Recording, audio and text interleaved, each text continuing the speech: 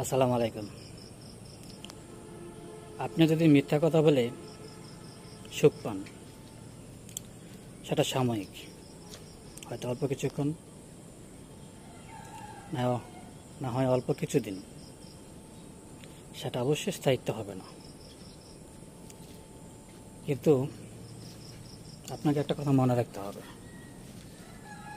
সেটা হলো মিথ্যার পরাজয় সবসময় হয়, সেটা আজ না হয় কাল। আর মনের প্রাণে এটাই বিশ্বাস করবেন বা করা উচিত, সত্যের জয় সবসময় হয়, সত্যের কোনো ধ্বংস নাই। সুতরাং মিথ্যা পরিহার করে সৎ পথে চলব, সৎ কথা বলবো,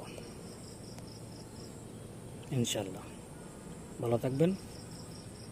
ভালো লাগলে অবশ্যই লাইক কমেন্ট করে পাশে থাকবেন, আর যদি সম্ভব হয় অবশ্যই শেয়ার করে দিয়ে পাশে থাকবেন। ধন্যবাদ সকলকে।